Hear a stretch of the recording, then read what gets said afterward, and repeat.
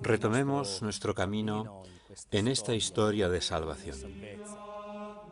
En estos últimos tiempos hemos oído hablar mucho de las raíces cristianas de Europa, pero ¿por qué cristianas? Hagamos memoria. Estamos ya en el siglo IV. La fe cristiana y su mensaje están enraizados y comienzan a crecer y expandirse con gran fuerza. Hombres, mujeres, monjes, obispos, enamorados de Cristo, los cuales, como nos ha recordado el Papa en su carta con motivo del final del gran jubileo del año 2000, embriagados de Cristo, recorrieron los caminos del mundo llevando el mensaje del amor de Cristo. Hombres que, a quienes les preguntaban, ¿qué debemos hacer ahora?, respondían lo que Pedro decía en el famoso discurso recogido en los Hechos de los Apóstoles. Ahora, para salvaros de esta generación perversa, haceos bautizar reconociendo vuestros pecados, para que el perdón que os otorgó el Espíritu Santo se transforme en acción, se convierta en misión, sea realidad con la propia vida. Como consecuencia de este anuncio, sentido y escuchado por muchos, comienzan a surgir monasterios, iglesias, capillas, lugares donde los cristianos dejan huella visible de su presencia, elevando sus oraciones a Dios y manifestando a los hombres que encuentran su amor por Cristo. A través de las calzadas romanas, la fe en el Evangelio de Cristo se difunde por toda Europa. Desde aquí, la puerta salaria parte la Vía de la Sal, que alcanza la costa adriática y desde allí se extiende hacia la Europa del Este o hacia Grecia y Constantinopla. Por otra parte, por la Vía Apia se llega a Capua, Benevento, Canosa y los puertos de Puglia, que son la salida natural de Roma hacia Oriente.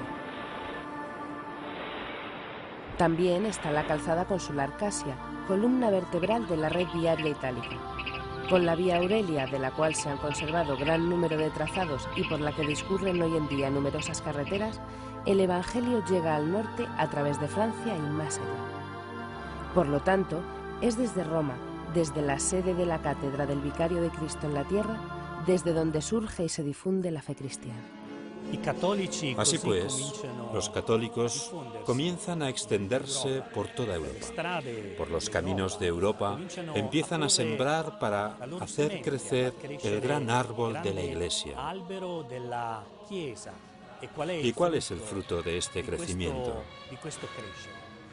Sobre todo, la cercanía a los pobres y el darse cuenta de que existen personas, hombres y mujeres, que tienen necesidades, que proclaman su indigencia, que reclaman sus derechos. El cristiano, hombre nuevo que ha hecho del amor de Cristo su bandera, no puede hacer otra cosa que atender estas necesidades. Y así nace la cercanía, la ayuda. Nacen todas las instituciones que ayudan a grandes y pequeños, nobles y gentes de toda condición social.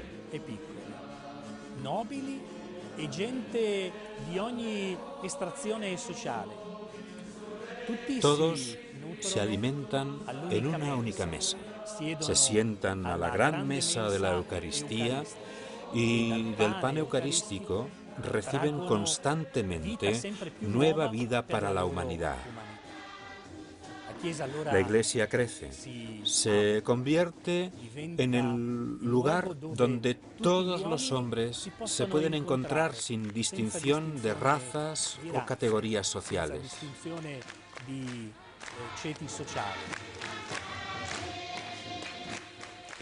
Por las vías romanas, el anuncio del Evangelio llega a todos.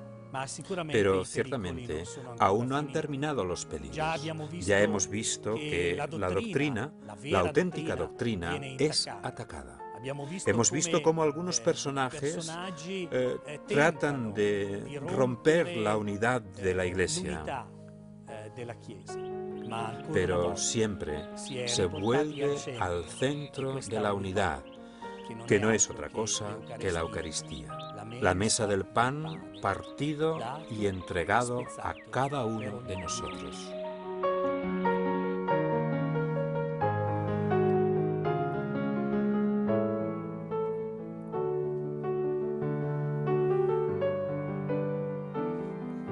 Estamos en Milán, precisamente ante la iglesia dedicada a San Ambrosio, santo patrón de la ciudad. En el año 374, Ambrosio es elegido obispo de Milán, defensor de la doctrina católica. En 380, el emperador Teodosio confirma definitivamente al cristianismo fiel al credo de Nicea, como religión oficial única del Imperio Romano. De aquí nace la controversia entre San Ambrosio y Mercurino, obispo arriano. Este último, contrario a la decisión de Teodosio y apoyado por el emperador de Oriente Valentiniano, trata de arrestar a San Ambrosio.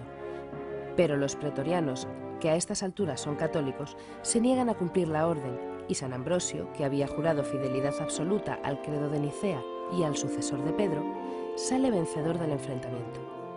Así pues, San Ambrosio, reafirmado por el afecto y la fidelidad del pueblo milanés, dará un fuerte impulso a la construcción y embellecimiento de las iglesias, entre ellas la de San Eustorgio, en la que la piedad popular sitúa la sepultura de los Reyes Magos. San Ambrosio está tan enraizado en la cultura de la ciudad de Milán que incluso la liturgia propia del lugar presenta una serie de características que han perdurado hasta la actualidad.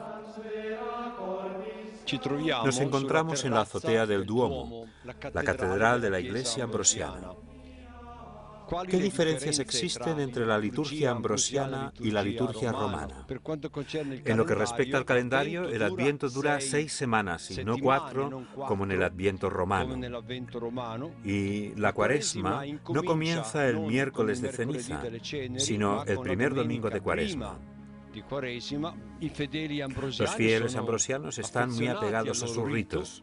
Tras el Concilio Vaticano II, igual que ha sucedido con el rito romano, se ha trabajado en la revisión de los ritos para devolverles su antiguo esplendor, adaptándolos adecuadamente a los nuevos tiempos que nos toca vivir.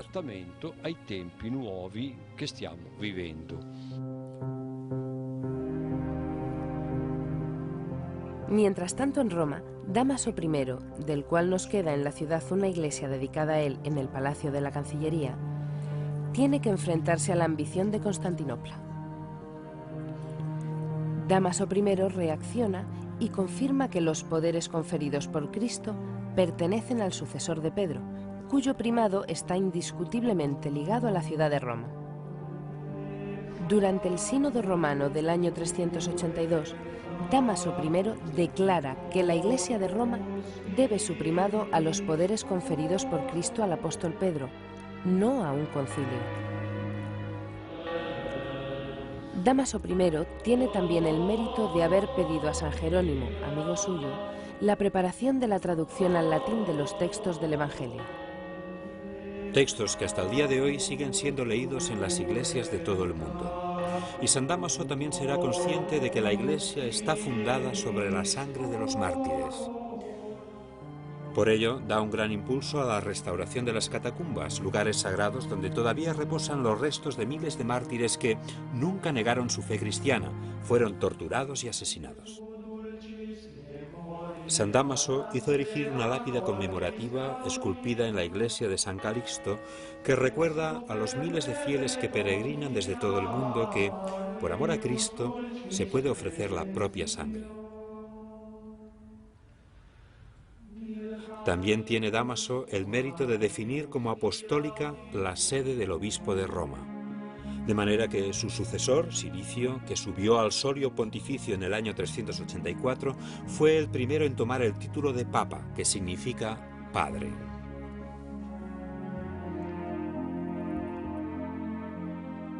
El siglo IV es una época de gran prosperidad para las comunidades cristianas de Asia Menor, Siria y África, e incluso de la misma Italia y toda Europa, más allá de los Alpes hasta Irlanda.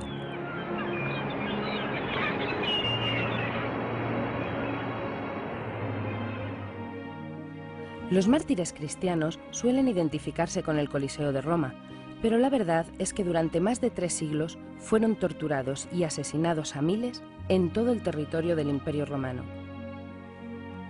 Nos encontramos en Lyon, donde los mártires fueron innumerables.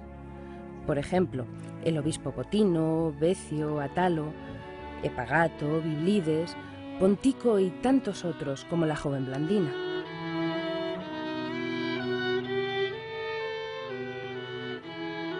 Aquí en Lyon se siente una veneración profunda por los mártires fundadores de nuestra iglesia. Tertuliano dijo que la sangre de los mártires es la semilla de nuevos cristianos.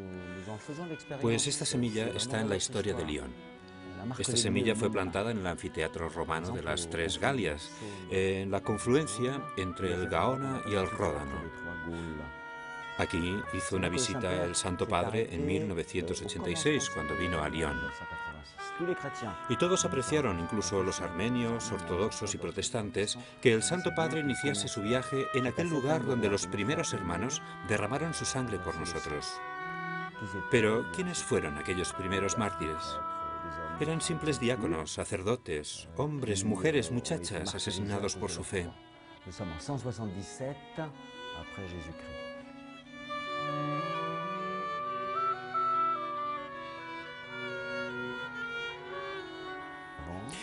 En el año 177 después de Cristo llegaron a Lyon los primeros cristianos procedentes de Turquía, de Anatolia. Vienen de Oriente, de las grandes ciudades citadas en el Apocalipsis, Esmirna, Éfeso. Estos primeros cristianos se lanzan por el mundo fieles a las enseñanzas del Señor para llevar su testimonio hasta los confines del mundo. Esto es lo que dice Jesús poco antes de su ascensión al cielo, al principio de los Hechos de los Apóstoles: ser mensajeros.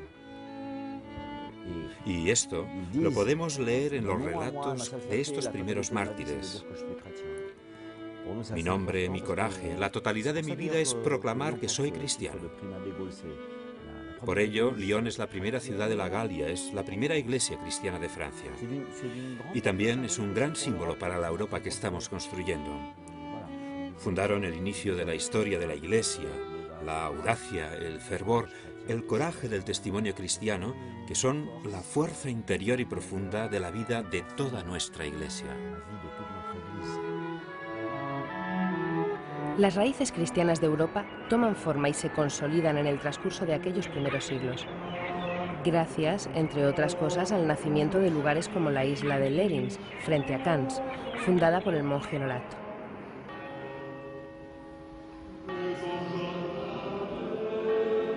Hoy en día no queda nada de las edificaciones originales de aquella primera comunidad de monjes, pero en aquellos primeros siglos esta isla fue un importante nudo de comunicaciones para la construcción del pensamiento cristiano en todo el norte de Europa. Cuando San Honorato llegó a esta isla, esta aún estaba dentro del Imperio Romano, en una zona de frontera, expuesta a todo tipo de agresiones. Por ello, los monjes tuvieron que construir una torre para poderse refugiar, la cual, poco a poco, fue transformándose en un monasterio.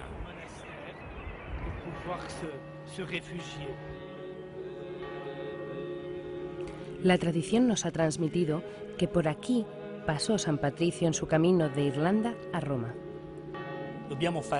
Hay que recordar un detalle que resulta fundamental y es preciso tener presente para poder encuadrar el momento histórico-social en que toma forma el cristianismo, o más precisamente cómo se va desarrollando cada vez más.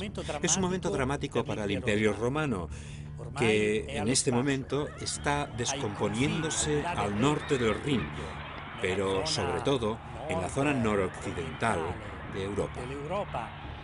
En este área, la presión de las poblaciones que vivían en estas zonas es cada vez mayor. Las tropas imperiales, las famosas legiones del Imperio Romano, no logran contener a estos pueblos que pretenden entrar en el corazón de Europa. Y el cristianismo debe afrontar también esta situación incierta.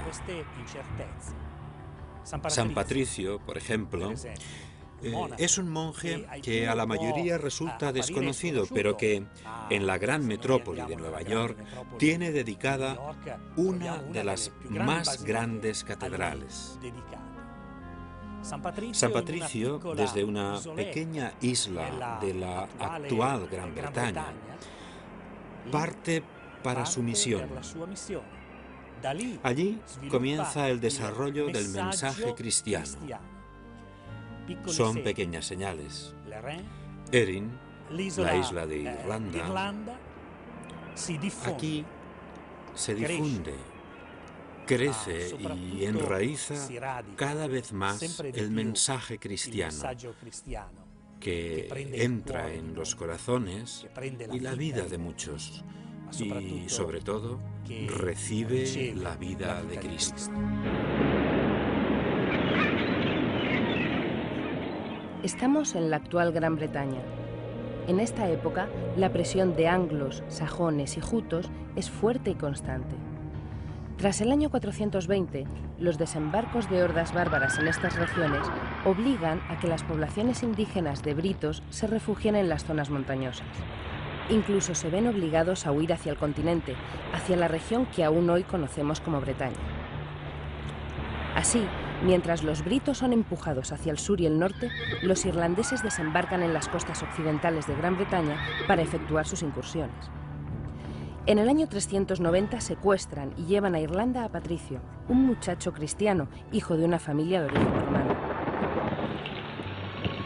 En las inmensas praderas irlandesas, San Patricio es obligado, como esclavo, a trabajar como pastor. Y en tierras celtas aprende a conocer el carácter de aquellas antiguas poblaciones de pastores guerreros. Patricio logra huir embarcando como siervo en un barco mercante que va de Irlanda a la desembocadura del Sena, cruzando el Mar del Norte. Siguiendo el curso de los ríos, llega hasta el Ródano para alcanzar la costa mediterránea.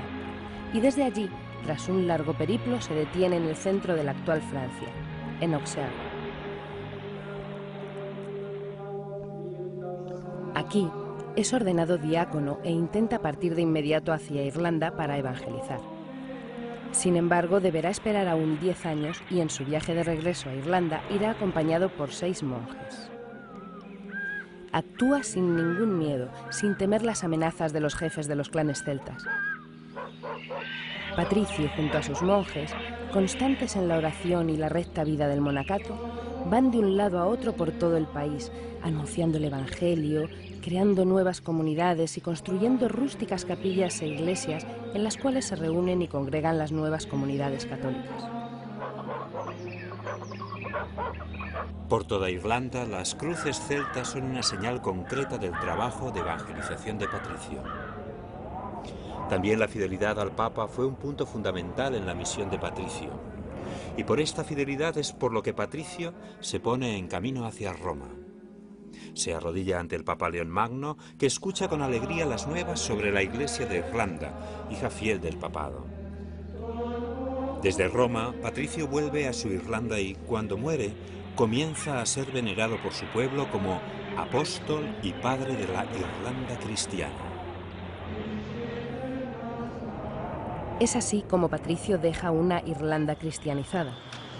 Y aún en la actualidad, siglos más tarde, sigue presente en el corazón de todos los irlandeses donde quiera que estén. Como aquí en Nueva York, donde le han dedicado una catedral famosa en el mundo entero. El imperio no está en condiciones de aguantar mucho más tiempo, ni en Oriente ni en Occidente. No existe una estructura capaz de sostener la estructura propia de la Iglesia.